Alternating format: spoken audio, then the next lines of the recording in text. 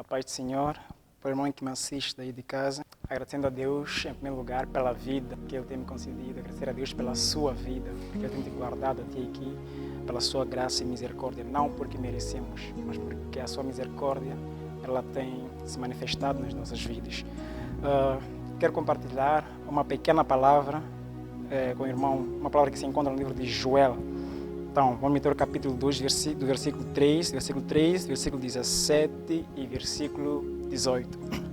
Assim diz a palavra do Senhor. 3. E rasgai o vosso coração, e não os vossos vestidos, e convertei-vos ao Senhor, vosso Deus, porque Ele é misericordioso e compassivo, e tarde em irar-se, e grande beneficência, e se arrepende do mal. 17. Chorem os sacerdotes, ministros do Senhor, entre o alpendre e o altar, e digam: poupa o teu povo, ó Senhor, e não entregues a tua herança ao opróbrio, para que as nações façam escárnio dele. Porque diriam entre os povos: onde está o seu Deus? 18. Então o Senhor terá zelo da sua terra e se compadecerá do seu povo. Eu trago como tema desta minha ministração a consequência do pecado, ou o pecado e as suas consequências. Ora, a Bíblia mostra de Gênesis até o Apocalipse que sempre que o homem peca contra Deus, ou sempre que os homens pecaram contra Deus, Deus não cessou de trazer a sua vara sobre o povo, ou sobre o homem que peca contra ele. A Bíblia diz que no princípio Deus cria todas as coisas, liberando a sua palavra. Mas no sexto dia a Bíblia diz que Deus forma o homem do pó da terra. Deus aí usa as suas próprias mãos para formar o homem do pó da terra e sopra nas suas narinas o fôlego da vida. Então Deus tinha prazer daquela obra que Ele havia formado. Deus gostava tanto do homem. Deus sentia prazer em descer sobre o jardim do Éden, onde Ele havia colocado o homem. Deus descia, a Bíblia diz que Deus descia e conversava com o homem. O homem tinha acesso, não é? O homem ficava diante de Deus e Deus diante do homem. Mesmo assim, o homem não morria. Isso porque o homem era perfeito, feito à imagem e semelhança de Deus. A Bíblia diz que quando o homem peca, desobedece à palavra de Deus, Deus mesmo assim, sendo amor ou tendo amor pelo homem, Deus não deixa de castigar o homem que Ele formou com tanto amor. Isso porque Ele, o pecado, Ele não se dá com o pecado. A Bíblia diz que Deus não tem nenhuma comunhão com o pecado. Ora, a Bíblia diz que Deus dá o primeiro castigo ao homem, que é a morte. Depois do primeiro castigo, a Bíblia diz que Deus expulsa o homem do jardim do Éden. Aí o homem tem que viver às suas próprias custas. Ou o homem tem que sair da presença de Deus. O homem não tem mais acesso de conversar face a face com Deus, porque o homem já era morto. Deus determinou a morte para o homem, mas a morte não foi imediata. Isso não é que o homem seria destruído futuramente. A Bíblia diz que Deus disse ao homem que do pó foste formado e ao pó voltarás ou te tornarás. Ora, a primeira semente de Adão e Eva, ela nasce sobre o domínio do pecado. Porque o pecado de Adão fez com que a terra ficasse podre. A terra, neste caso, foi contaminada pelo pecado de Adão. A Bíblia diz que o primeiro filho de Adão, chamado Caim, ele mata o seu irmão Abel. A Bíblia diz que Deus castiga, não deixa de dar o seu castigo, devido castigo a Caim. Ao longo do tempo, o homem foi se multiplicando, foi enchendo a terra. A Bíblia no livro de Gênesis, capítulo 6, a Bíblia diz que naqueles tempos, não é, em que o homem foi se multiplicando, os filhos de Deus viram que as filhas dos homens eram formosas e belas e tomaram para si todas as mulheres que puderam tomar. A Bíblia diz que através daquela relação entre os filhos de Deus e as filhas dos homens, aquilo tornou-se um pecado diante de Deus. Por isso que eles geraram gigantes. Gigantes, estes foram homens de fama naqueles tempos. A Bíblia diz que de tanto a terra estar corrompida, não é? O pecado subiu até o trono de Deus. E Deus desce sobre a face da terra para confirmar se era verdade aquilo que ele escutava do trono. Porque a Bíblia diz que a terra clamava, o pecado clamava na terra, a terra clamava, gemia por causa do pecado, ou por causa do castigo, opressão dos gigantes. A Bíblia diz que Deus desce e quando ele vê o estado da terra ou do mundo contaminado do jeito que estava, a Bíblia diz que Deus se arrepende de ter criado o homem. A Bíblia diz que Deus manda um dilúvio que acabou com todos os homens. A consequência do pecado daqueles tempos foi o dilúvio, foi a morte de todo ser vivo que Deus criou. Mas, porém, pela sua misericórdia, Deus ainda conserva uma semente. A Bíblia diz que Deus procurou sobre a face da terra um homem que seja justo, um homem que andasse na retidão, e achou a Noé. E Deus diz que através da retidão de Noé, Deus salva também a sua família. Então Deus destrui tudo quanto existia no mundo, mas porém conserva a semente através de Noé e a sua família.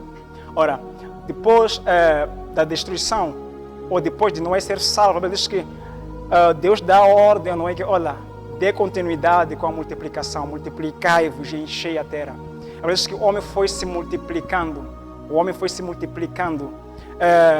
de tanta multiplicação do homem, eles eram muitos, mas o desejo deles não era de se apartar. Eles queriam ficar no mesmo seu sítio, viver no mesmo seu sítio. Por isso decidiram construir uma torre chamada Torre de Babel, porque foi ali onde Deus desceu e confundiu. Foi ali onde Deus desceu e confundiu as línguas. Eles não se entendiam mais. Então eles tiveram que se dividir, tiveram que encher o quê? Tiveram que se espalhar sobre a face da terra. Então ele diz que Deus vai levantando um homem chamado Abraão, da terra dos caldeus. E Deus, quando levanta este homem, ele promete a esse homem: olha, Abraão, tu serás o pai das nações. Eu te serei por Deus. Então tu serás o pai das nações. Então ele diz que Abraão gera a Isaac, Isaac gera a Jacó. Então é de Jacó onde saem 12 tribos de Israel. Porque este nome Israel foi dado a Jacó. Quando ele luta com o anjo no deserto, o seu nome, o Jacó, antes de lutar com o anjo, era chamado usurpador. Jacó significava usurpador. Deus, no deserto, quando luta naquela noite com Jacó, ele troca o nome. Ele dá o nome de Israel, que significa pai ou pai das nações.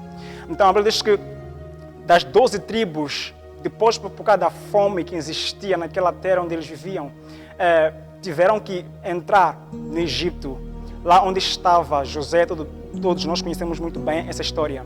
Na verdade, diz que depois que entraram no Egito, José morre. E morrem também os reis ou os governadores, aqueles que conheciam a José. A Bíblia diz que se levanta um novo faraó. E esse novo faraó não conheceu a José e seus feitos. Então a Bíblia diz que ele começa a escravizar o povo, ele oprime o povo. E pelo clamor do povo, Deus, ele tem misericórdia do povo, levanta homem como Moisés. Moisés foi o primeiro juiz que Deus levanta no povo de Israel. Então a Bíblia diz que Deus levanta a Moisés. Moisés tira o povo de Israel da terra do Egito a caminho de Canaã. Mas eles têm que passar pelo deserto. Não porque Deus não tinha, talvez, como lhes levar diretamente do Egito para Canaã. Mas Deus lhes faz passar pelo deserto. Isso porque eles tinham que deixar certos costumes do Egito. Porque em Canaã tinham que entrar homens perfeitos, homens tementes a Deus, não homens idólatras, segundo a tradição que vivia no Egito. Porém, no deserto diz a palavra que quando eles pecassem, sempre que eles pecassem, Deus não deixava de puni-los. Porque o pecado irrita a Deus. O pecado é um cheiro podre diante de Deus. Deus não gosta do pecado. Então Deus sempre puniu o povo no deserto por causa do seu pecado. Mas a Bíblia diz que sempre que eles se arrependessem, Deus também se arrependia da sua ira e tirava a maldição do povo. Ora, diz a Bíblia um exemplo concreto de Corá. Corá quis ser superior a Moisés, ou quis ser como Moisés, subiu-lhe o orgulho, quis ser como Moisés, assim como Lúcifer fez no início, querendo ser igual a Deus, e Deus o joga para o inferno. Corá também quis ser igual a Deus. Ela diz que, pelaquela desobediência, pelaquela rebelião de Corá, o Senhor abre a terra e engole Corá e seus descendentes, ou sua família. Ela diz que existiam lá sacerdotes, dois sacerdotes chamados Abiú e Nadab. Abiú e Nadab eram sacerdotes da linhagem de Arão. Abiú e Nadab eram filhos de Arão, porque somente da linhagem do Arão é que sairiam sacerdotes. Então ele diz que eles subiram no altar e queimaram lá um incenso estranho diante de Deus. Ele diz que Deus mandou descer o fogo dos céus e consumiu os sacerdotes no altar por causa do pecado. Eles eram sacerdotes que ministravam na casa do Senhor, mas porém quando subiram naquele dia, a Bíblia diz que eles acenderam um incenso estranho perante ao Senhor e Deus lhes consome. Hoje em dia também nós encontramos ainda homens subindo no altar e eles apresentam um incenso estranho, eles apresentam um louvor não perfeito para o Senhor. Pregadores que sobem no altar pela sua vanglória, pregadores que não pregam para anunciar a mensagem de Deus para que o povo se converta e volte para Deus, não. Mas pregadores que sobem no altar para mostrar as suas habilidades a fim deles serem glorificados. Eles trocam a glória de Deus pela sua própria glória. Deus, hoje em dia, nos tempos da graça, Ele já não manda diretamente o fogo dos céus, o fogo físico para destruir no altar, mas sim espiritualmente Ele destrói. Nós conseguimos ver que todos aqueles que pregam no altar não estando preparados ou prontos para pregar, ou todos aqueles que pregam sem a presença ou a comunhão de Deus, ou aqueles que pregam não pela vontade, ou não para fazer a vontade de Deus, mas para fazer as suas próprias vontades, essa pregação não é recebida dentro dos seus. O seu louvor não é recebido diante de Deus. Eles já morreram espiritualmente e só vivem fisicamente, ao menos que eles se arrependam e voltem para Deus. Porque a Bíblia diz que Deus é misericordioso, tardio em irar-se, depois também dele se irá. A Bíblia diz que todo aquele que se arrepende de verdade, entrega seu coração ao Senhor. Ela diz que Deus se arrepende, tira o castigo. Ele volta a lavar aquela alma, porque Deus nos ama. Não é da vontade de Deus destruir a nação. Não é da vontade de Deus matar ou levar alguém para o inferno. A vontade de Deus é que todos vivamos na santidade, obedecendo a Ele, a fim de que alcançamos a promessa que é a vida eterna. Ora, ela diz que o Senhor levanta Moisés para guiar o povo. Mas Moisés morre no deserto. Depois da morte do servo de Deus, Moisés, Deus levanta a Josué. Josué dá continuidade, leva o povo até a terra prometida, Canaã. Depois morre Josué e Caleb e outros anciãos que viram as maravilhas ou as manifestações de Deus no deserto, que viram aqueles milagres todos que Deus fez perante ao povo no deserto. Então, os filhos daquela geração, a Bíblia diz que eles começaram a se corromper. Eles deixaram ao Deus verdadeiro, começaram a adorar aos Baalins. Eles começaram a se prostituir, pôs a outros deuses. Ela diz que o nosso Deus é um Deus ciumento. Ele quer ser adorado somente Ele, porque Ele é que cria todas as coisas. Então, toda adoração pertence a Ele. Ela diz que por causa daquele pecado, o Senhor permite com que o povo de Israel fosse castigado pelas nações vizinhas. Isso por quê? Porque sempre existiam nações ao redor. As nações que tinham ódio ou que desejavam tanto destruir o povo de Israel. Mas sempre que o povo estivesse em santidade, isso significa que a presença de Deus estava no povo. O povo carregava a presença de Deus. Então, o temor ou tremor de Deus estava sobre aquele povo. Por isso que as nações vizinhas não conseguiam destruir o povo de Israel. Mas quando o povo pecasse, a Bíblia diz que Deus retirava de Israel a sua presença, do modo que as portas se abriam para o povo de Israel. E as nações vizinhas ou as nações estranhas, eles entravam, tinham acesso ao povo de Israel, escravizavam o povo, destruíam o povo, levavam os vasos do templo do Senhor para os seus templos dos deuses. Ela diz que eles desfaziam porque a presença de Deus era retirada do povo de Israel, mas sempre que o povo clamasse a Deus, ela diz que o Senhor, pela sua misericórdia, ele levantava um juiz. Esse juiz, o Senhor era com esse juiz todos os dias da sua vida, e pela mão deste juiz o Senhor livrava ao povo de Israel. Ora, diz a Bíblia no livro que nós acabamos de ler, depois do reino de Judá ser dividido. Isso por quê? Porque depois dos juízes, o povo pede a um rei. Deus lhes dá como rei a Saul. Porém, Saul também corrompeu-se, não obedecendo a voz ou a palavra de Deus. A Bíblia diz que Deus o rejeitou como rei. E Deus, por sua vez, levanta a Davi segundo o seu coração. A Bíblia diz que Davi era um homem segundo o coração de Deus. Davi agradava a Deus.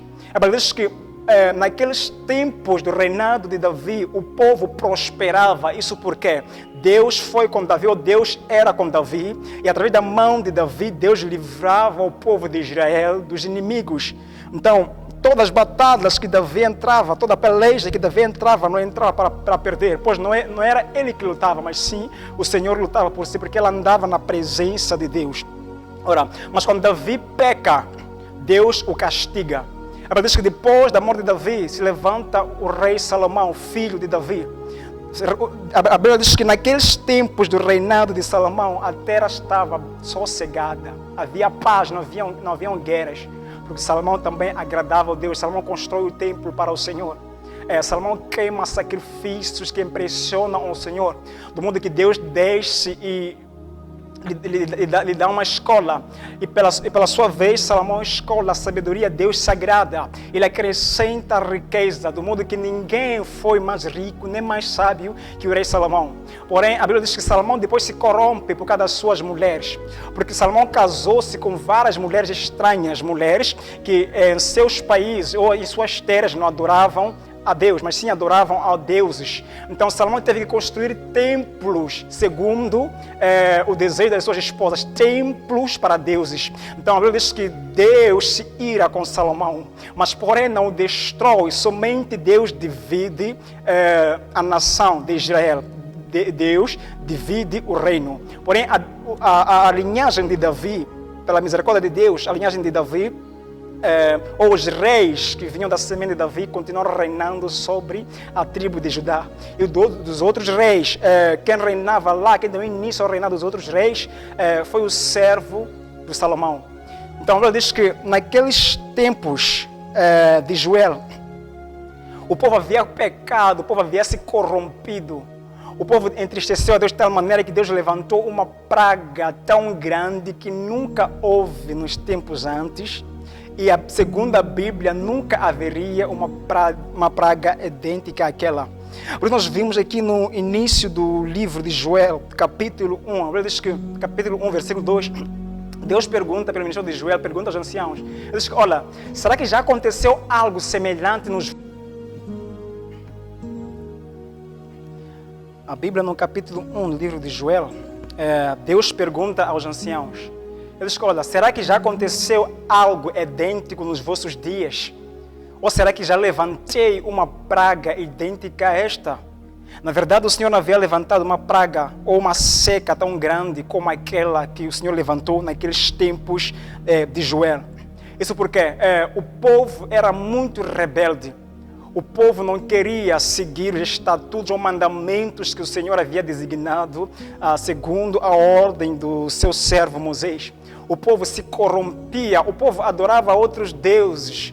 O povo havia se esquecido do verdadeiro Deus, aquele que é o Criador de todas as coisas. Por isso que Deus, na sua ira, Deus faz uma seca naqueles tempos.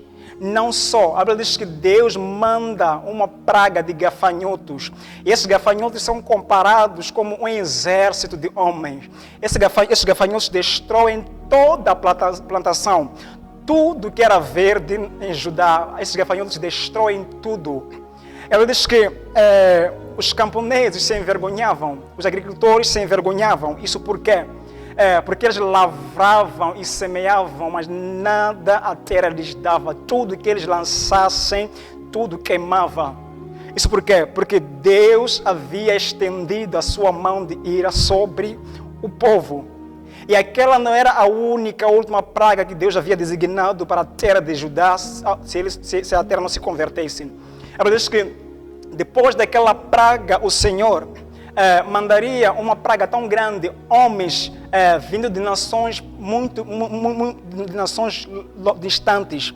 Ela diz que o Senhor levantou um exército tão grande, um exército de um número incontável, que era para destruir aos homens. A praga dos gafanhotos destruiu toda a plantação, destruiu mantimentos, a seca, fez secar os rios e não havia chuva, a chuva não caía sobre Judá. Mas também Deus levantaria uma nação que era para destruir aos homens de Judá, ao menos que eles se convertessem. Porque a Bíblia diz que no capítulo 11, ela diz que o Senhor levanta a voz diante do povo. O capítulo 12, ela diz que, mesmo assim, agora mesmo, se vocês se converterem, se vocês se arrependerem dos vossos pecados com jejuns e choros, eu me arrependerei da minha ira. Eu sei que mandei gafanhotos para vocês, mandei seca, ainda levantei o exército para vos destruir. Mas se vocês se arrependerem dos vossos pecados, eu também me arrependerei da minha ira. E no versículo 3, nós acabamos de ler, versículo 3, capítulo 2, a Bíblia diz que o Senhor manda aos sacerdotes, o Senhor manda aos servos, aqueles que ministravam na presença de Deus. A Bíblia diz que rasgai os vossos corações, e não as vossas vestes, mas sim rasgai os vossos corações ao vosso Senhor. Porque Ele é misericordioso, tardo em irar e cheio de misericórdia. Ele se arrepende do mal. E no versículo 17 diz que chorem, ó sacerdotes, ministros do Senhor, lamentem pela essa desgraça, ou lamentem pelas vossas vidas que se tornaram miseráveis por causa do pecado. Porque vocês estão a passar, é a consequência do pecado. Esta praga é tão grande, mas é a consequência do vosso pecado. Ao menos que vocês se arrependam, eu farei desviar o exército que eu levantei para acabar convosco. Eu falei desviar esse exército, não vos tocará. Mas restaurarei a paz, restaurarei os anos em que os gafanhotos destruíram as vossas plantações. A Bíblia diz que o Senhor promete ao povo de Judá que se eles se arrependessem, o Senhor também se arrependeria da sua ira, eles receberia de volta. Então, a Bíblia diz que o Senhor terá zelo daquela terra. E nós conseguimos ver hoje em dia, estamos a viver agora em tempos muito difíceis. Uma praga tão grande se levantou contra o mundo.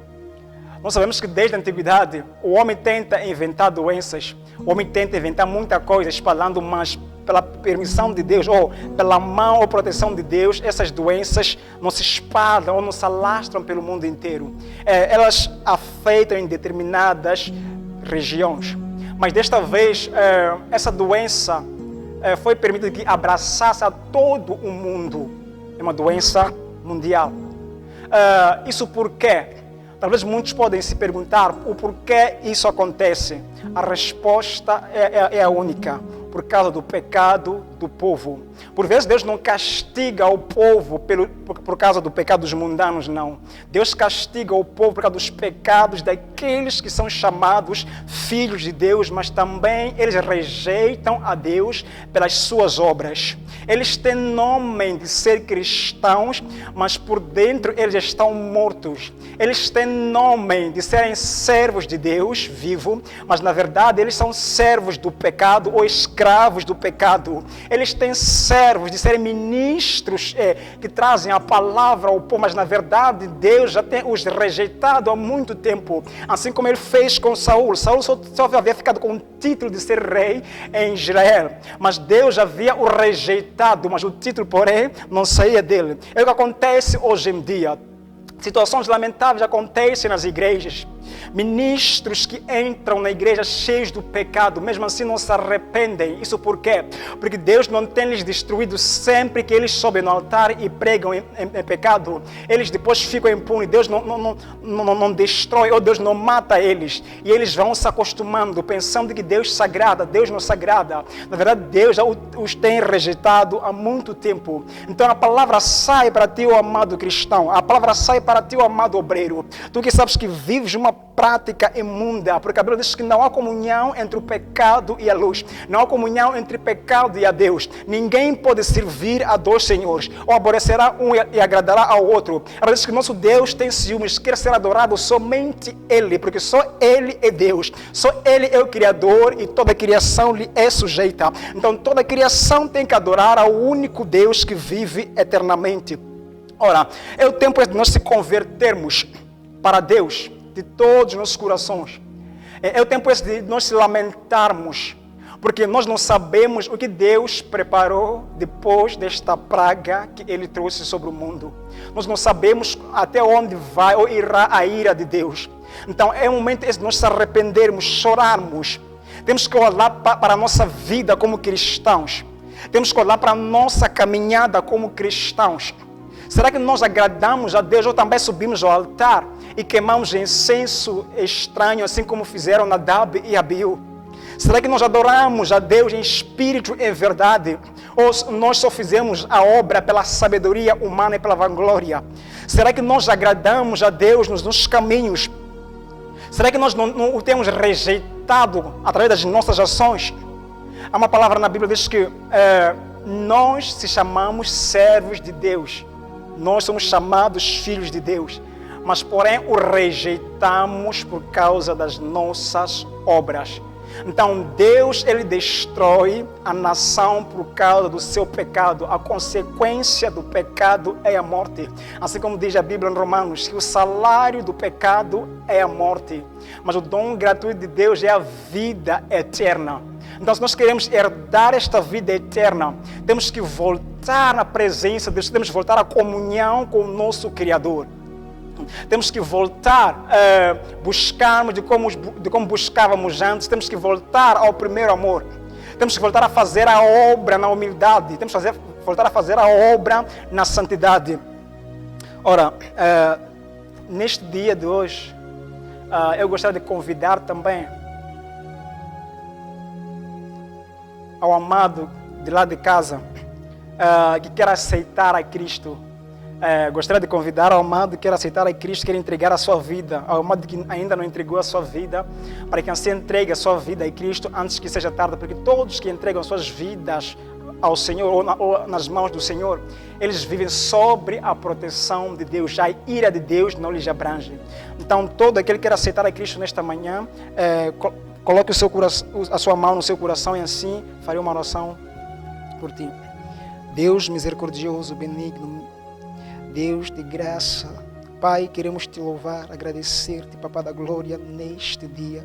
Pai, quero te louvar por esta vida, Pai, que requer reconhecer, Papá da glória, neste dia, que só o Senhor é o único Deus e Salvador da sua vida. Pai, sé com esta vida, Pai, prospere esta vida, primeiro espiritualmente, Papá da glória, pois diz a sua palavra que buscai primeiro o reino dos céus, a sua justiça, e do resto vos será acrescentado. Pai, tome posse, Papá da glória, desta nação. Senhor, Deus da glória, nós choramos, Papá da glória, dia após dia, Papá, por causa dessa pandemia que tem se levantado. Esta pandemia que o Senhor permitiu, Papá, que assolasse ao mundo. Deus da glória, tenha misericórdia, Papá, dos teus servos, Papá, que tem pecado contra ti, Pai. Tenha misericórdia, Pai, desta nação corrompida, Deus da glória. E assim restaura, Papá da glória, esta nação. Assim, Deus, louvar-te-emos hoje, amanhã e para todo sempre, no nome de Jesus. Amém.